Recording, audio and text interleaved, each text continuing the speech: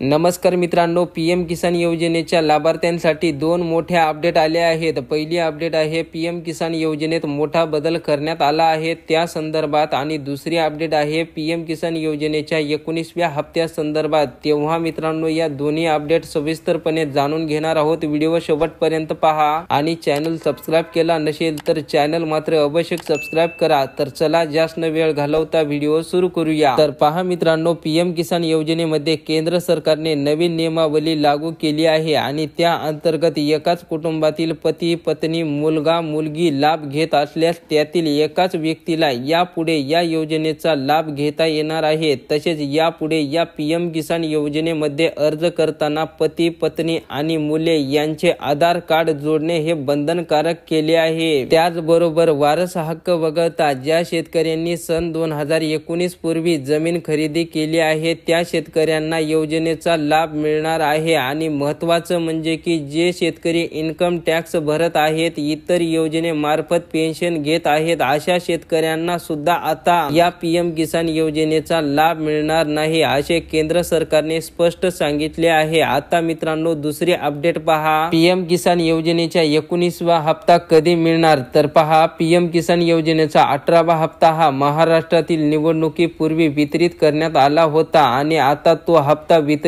होऊन जवळपास 3 महिने झाले आहेत। तेव्हा मित्रांनो, 19व्या हप्त्याची चर्चा सुरू असून केंद्र सरकारने पुढील महिन्यामध्ये म्हणजेच मित्रांनो फेब्रुवारी महिन्यामध्ये 19वा हप्ता वितरित करू शकेल। मात्र केंद्र सरकारने 19व्या हप्त्याचे पैसे लाभार्थ्यांना हस्तांतरित करण्याबाबत अजून कोणतीही अधिकृत घोषणा केलेली नाही। मित्रांनो, जसेही 19व्या हप्त्याची तारीख अधिकृतपणे जाहीर होईल त्यावेळी आपल्या चॅनल वरती तुम्हाला अपडेट मिळून जाईल। तर अशा प्रकारे मित्रांनो, या पीएम किसान योजने संदर्भातील दोन महत्त्वाच्या अपडेट आलेल्या होत्या। मित्रांनो, या योजनेविषयी तुमचे इतर काही प्रश्न असतील तर नक्कीच कमेंट बॉक्स मध्ये विचारा। व्हिडिओला लाईक करा आणि चॅनलला सबस्क्राइब केलं नसेल तर चॅनलला मात्र अवश्य सबस्क्राइब करा। धन्यवाद।